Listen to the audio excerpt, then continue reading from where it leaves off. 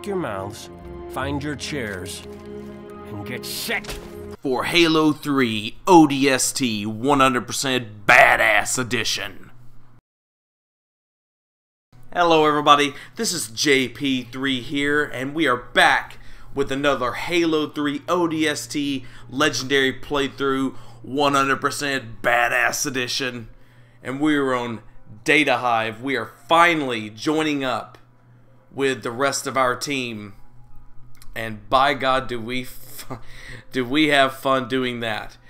Data Hive for me has always been about the shotgun, baby. Going through those stacks, just absolutely and utterly rocking these covenants with, you know, buckshot right in their faces. And, you know, after all that stealth and all that hiding and cowering in the streets that you saw in the last video, the last thing I'm concerned about in this one is hiding out, being a ghost or anything like that. It is time to roll through this thing mercilessly, if at all possible. So we start right off the bat by grabbing a shotgun that's lying down over there. There's some more shotgun ammo here that's gonna fill us up totally. There's a grenade over here, a sticky grenade. Here's one right here. There's some more shotgun over there if you're playing co-op or you forget to get it in the first room there. But again, there's just no part of me at all that wants to in any way, shape, or form be stealthing anything here. We just go right on through these guys.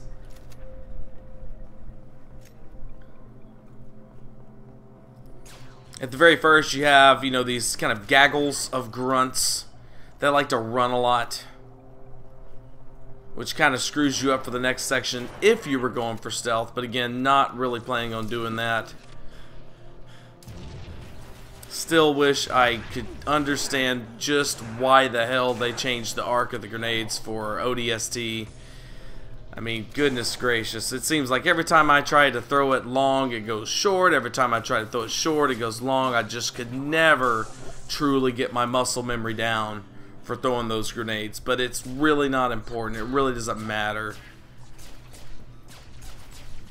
Notice how, I mean, right here, I'm not necessarily trying to be in a hurry. I just don't want to in any way, shape, or form be lagging behind. Just wanted to feel like a train rolling down the side of a mountain.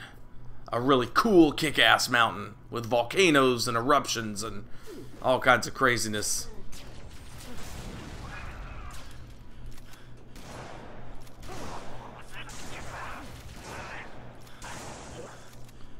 BAMF.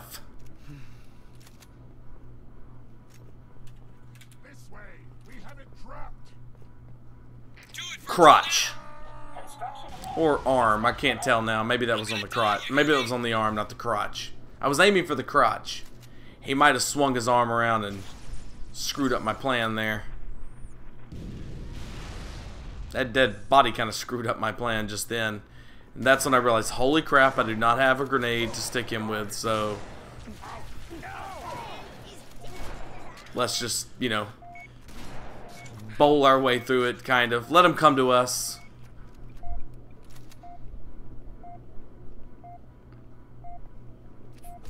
Yeah, it was right there the whole time.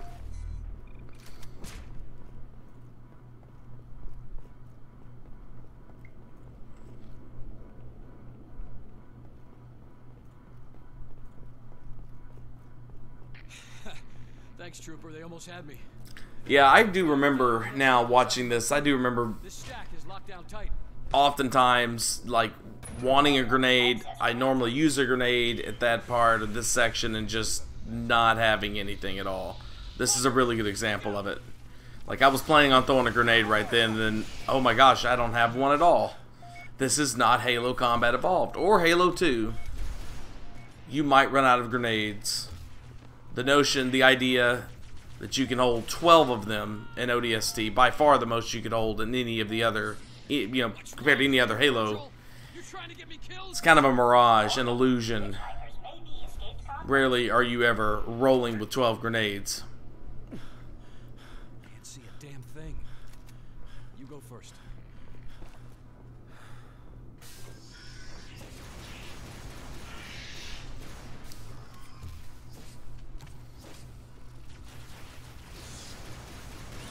Now, I did try to shoot a number of buggers with shotgun blasts at some point in this playthrough, if I remember right.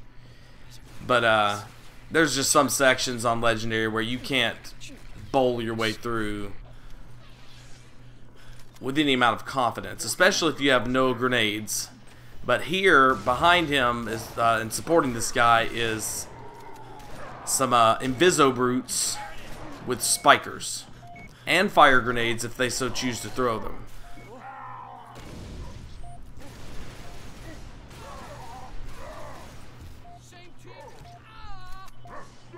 Sometimes you get gimmies like that and it's just special.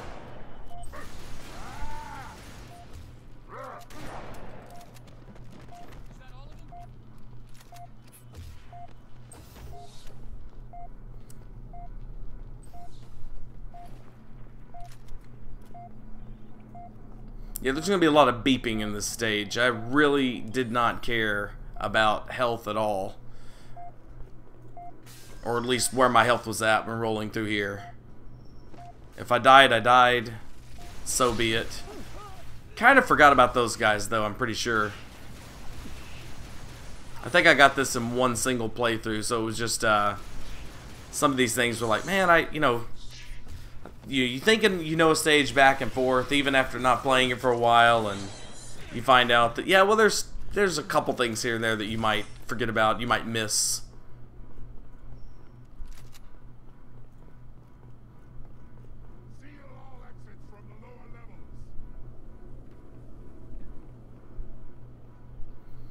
Here's a great example of a time where it's like, yeah, there's no way to really shotgun your way down there. You can try to throw a grenade, but for some ridiculous reason, they made those hallways bend downward. I think it was specifically to stop you from throwing grenades down there and just wailing them with those explosives. There is a way to get that down there. I know you can. It's just, you know, just didn't have the muscle memory for it. I think we're finally going to make good use of that grenade. And we get grenades every once in a while, but then I just waste them. But, you know, it's funny with those spike grenades. Like, the only enemy that drops them, of course, is the brutes. If the brutes don't drop them, you don't have them. You just flat out won't get them. There's no other way.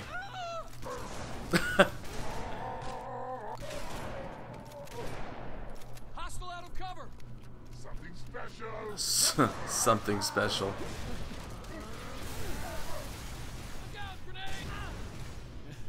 That's one of those situations where, again, if I had saved a grenade or had, you know, one of the other grenades, I would have just thrown it right at that energy box and just devastated that group. But it just wasn't there for me. Good work, people. I love that. One grunt's like, there he is, and the other one's like, hold on. Like, wait for me.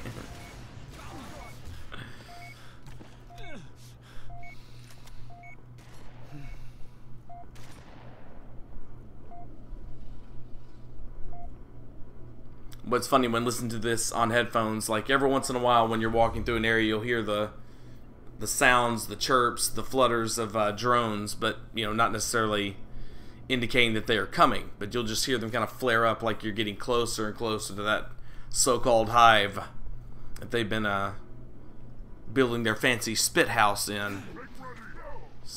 So this is by far my favorite part of the mission, by far. Because at this point, I think I was so upset at some of the sections where I didn't have a grenade or didn't throw one well. I'm just like, you know what? I'm just going to shotgun and punch everything. If it doesn't work, it doesn't work. If it does, then I'll be happy. And I love how that played out. It really helps to have the no good police officer there with you. He does find a way to distract the enemies at just the right time. Level 9 too. Guess I could use some backup. So the upcoming section here, when I've played this on Legendary in the past, there has been times where literally I have carried a beam rifle all the way through just for this section from the previous mission. because of how challenging it can be. You have a lot of brutes, and ones that will dodge your grenade before they even see you, which is always lovely. And it's mainly the carbine brutes. There's 2 of those, and the chieftain, who runs around like a maniac with his turret and will hunt you down forever if you let him, if you get yourself in a position, I guess, where you can't take care of him. That was just a terrible overcharge there, but notice I'm getting just punched by that carbine from pretty deep.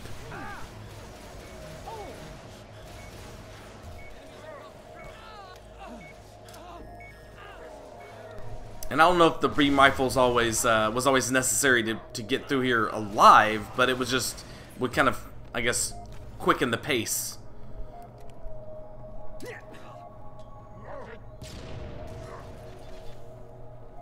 I guess that dude heard me throw a grenade, because I'm pretty sure he wasn't looking at me behind cover.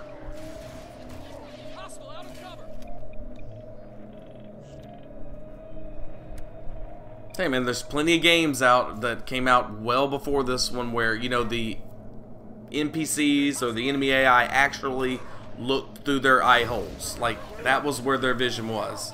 Like, that perfect example I think of was Skyrim, where you could put the buckets over the people's heads and steal out of their shops. Like, the AI wasn't smart enough to take the bucket off their head, but they were, I guess, smart enough to have, you know, vision in their eyes. That's not really intelligence, that's something else, but anyway. So yeah, we're just staying back and letting dude do the work of distracting them.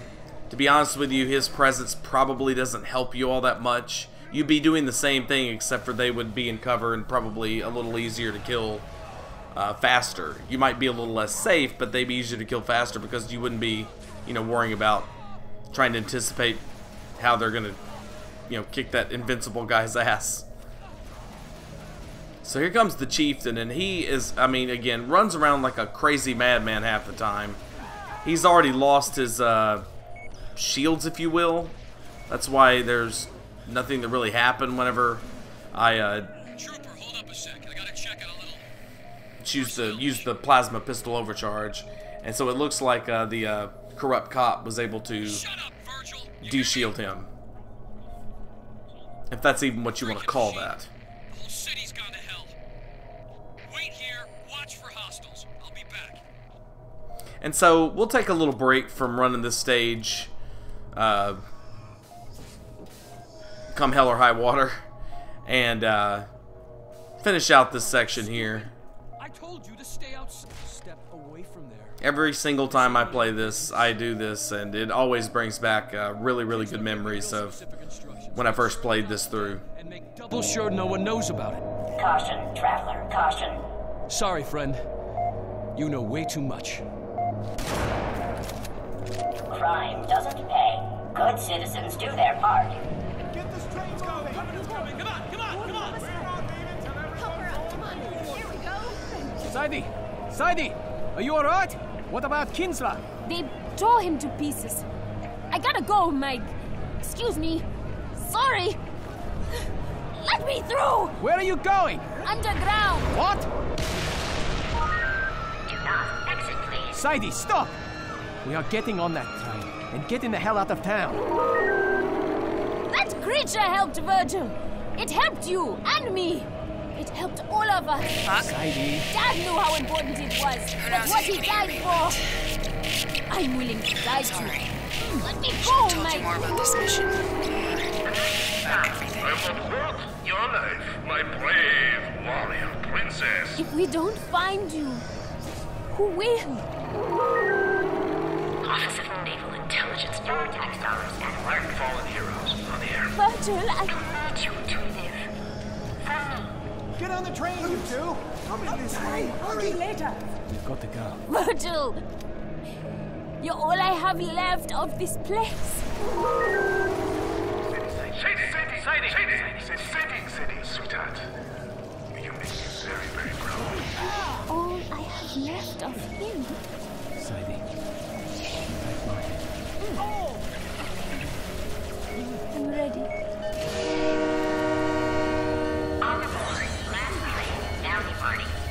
Next stop, Makuba, Nairobi Road, home station. And beyond.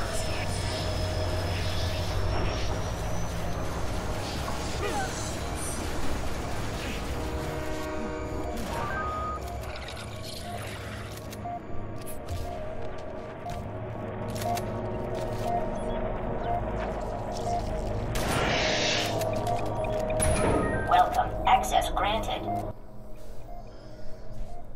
Well, part of the reason why that brings back such good memories is that Halo 3 ODST was actually the first campaign that I ever completed for the first time co-op. And it was the first time I ever completed a campaign of any sort with my now wife. And so it brings back really good memories because of that.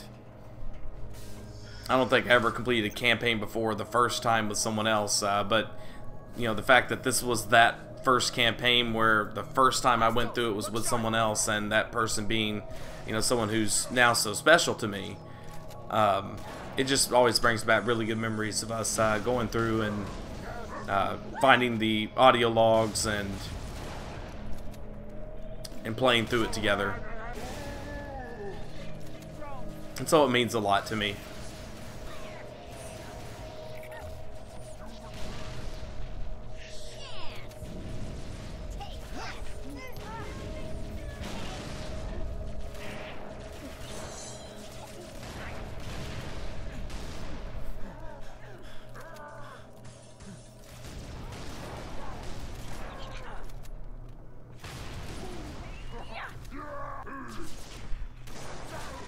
God, it is so satisfying to backsmack brutes. They just go flying and their armor just all comes shattering off. It's just... it's so awesome. Whoa.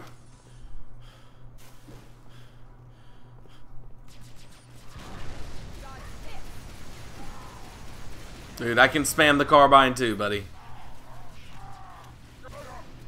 Oh.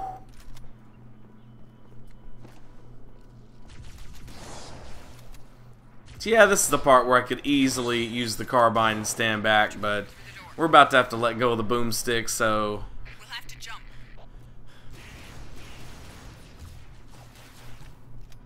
I try to get at least a couple more of the kills with the shotgun. You first, Trooper. Into the hole.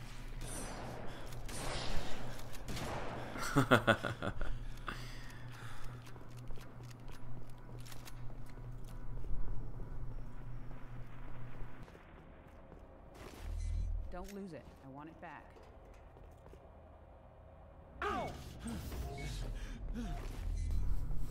She says that. Don't lose that, I want it back, and I immediately drop it for a different weapon. Again, you could easily go through with, you know, the pistol or the shotgun, but you know what, I mean, the brute shot is actually pretty useful here, especially in conjunction with the plasma pistol.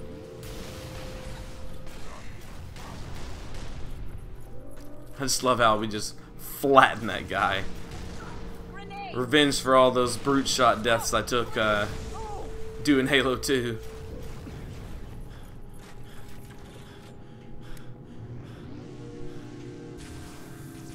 I love how in Halo 2 and 3, like, the overcharge does nothing to the grunts. Well, to any enemies really that don't have shields. Like, it's just completely... it's a nothing.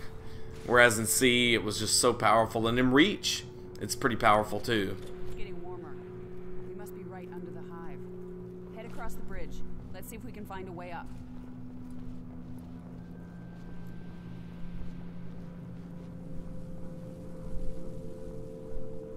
Trooper, through here.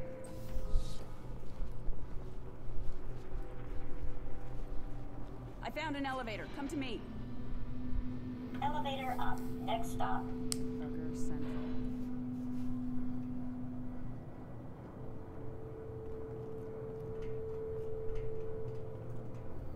I'll tell you, the sound and the music in these levels, just top notch. It doesn't have to be one of the like kick-ass kind of soundtrack songs. Just even the ambient sound. Damn, here they come. It's so cool in these, especially in the last two missions. Like just the ambient sound, I guess, of. I love the first of Coastal Highway, and I love the music in this, or the I don't know what you call it, but yeah, just the sonic wallpaper, if you will, in this room is just awesome. It's absolutely awesome. You know, I was debating, not like disagreeing, but like discussing like why these buggers here are so different from the ones in the sense that you can one-shot them on every difficulty with the carbine or the pistol. And you know, the kind of gameplay answer is that, well, there's too many of them. It would be just way too much way too much of a kind of a slowdown having to shoot all of them if they were, you know, if it took more than one shot to kill them. And that's probably true, but I thought of something just here recently, again, talking, debating, whatever you want to call it, discussing with someone on another person's stream with them about, like, well, why is that? Like, what would be a how would that make sense? Like, how would you, you know, I guess explain that? And it hit me, like, these guys are babies. Like, they're, I mean, yes, they're outfitted with plasma pistols for whatever reason, but you know, maybe that was it, you know. But now this guy does something I'd not seen before. So he gets stuck inside the hive there, as you saw, and so, you know, I couldn't get him out. And so, of course, when I pass him, he comes from behind. He finally gets out then. So I just I had to shoot him a few more times, like a friendly NPC. Shoot his dead body multiple times. And so that kind of threw me a little off rhythm. And so embarrassing to fall there. So embarrassing. We just got to make up for it with some crack shooting here. Maybe a swag kill. Swag melee kill on the mother here. Boom. That's right. That's what happens. Come on. The data center's close.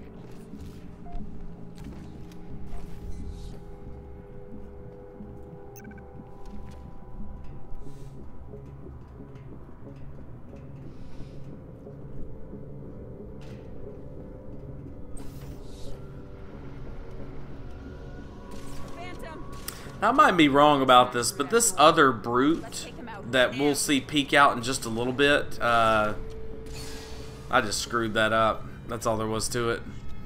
He usually comes forward. I might be wrong, but you know, he goes back into hiding like a coward and comes back later on with a vengeance. But yeah, I definitely could have downed that chieftain if I would have been a little more on my game there with the beam rifle.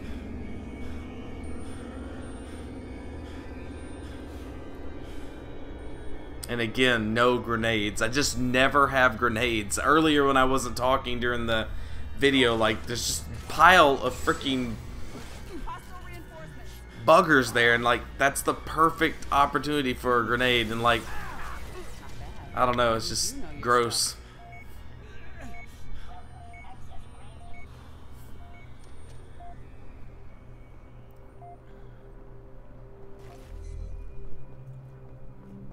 So come over here, take the time, just take the time, get your fresh beam rifle.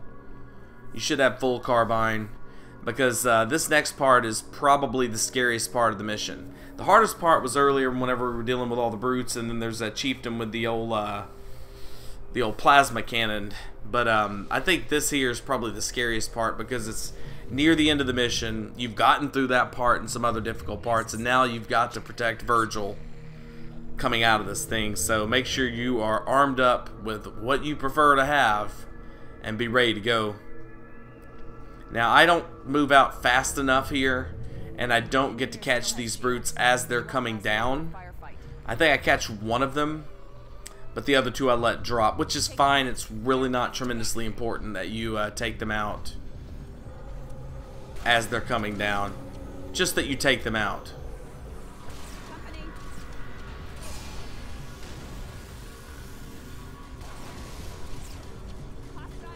Now, the main threat to Virgil is the grunts on the turrets.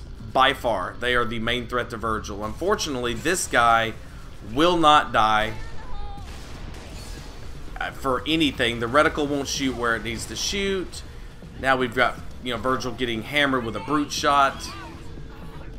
That angered me so badly when I was playing this. I remember that, just thinking like, why in the holy hell will those shots not hit that stupid grunt off that idiot turret?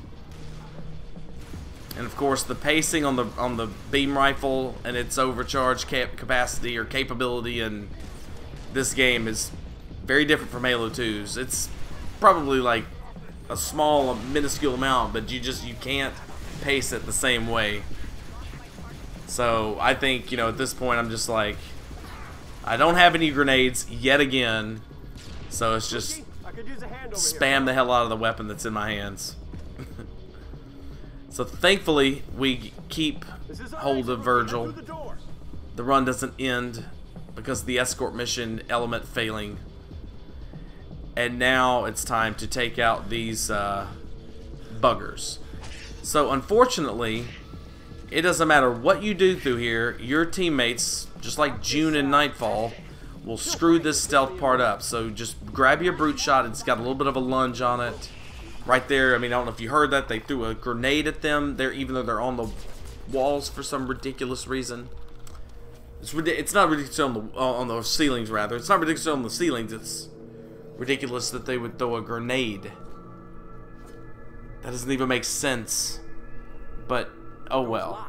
I don't want them to do anything. I want us just to walk through there silently, because it seems like we should be able to do that. But so yeah, grab the brute shot. It's got the lunge and the power, and you just knock them out. Even if one starts to come awake because some idiot throws a grenade, like the brute shot will kill them in one swipe, whereas your normal melee as an ODST will not, unless they're asleep. Why is this one so important? This engineer knows what the Covenant's after. If I could safely capture more of them, I would. What they know could win the war. Oh. You haven't killed any of them, have you? No. Well, maybe one or two. Nice work. How was I supposed to know? So I just sniped these guys. You can run up and try to kill them the same way you saw me do before, but it just doesn't seem to be as successful because your teammates, your so-called teammates, this ridiculously stupid AI will wake them up before you can get over and do that. We got drones inbound, Marine. So I just smashed them with the brute shot before Virgil can get through to be, I guess, subject to damage. And as soon as these guys stop shooting at dead bodies that I killed, the mission will end. So Data Hive, yeah, absolutely positively one of my favorite missions, and just a lot of great memories around it. So it was a lot of fun to do this playthrough, and to get it the first time was a lot of fun as well, way back then. But well, that's it. Yeah, that's it for this video. If you liked it, please hit that thumbs up button, and if you haven't already, please subscribe and definitely hit that notifications bell so you'll be, you know, notified whenever videos are released. Use the comments section, maybe talk about your favorite memories with this mission, or any questions you have about the gameplay or anything like that. But as for now, this is JP3 signing out. Have a wonderful day, and thank you very, very, very, very much for watching. Goodbye.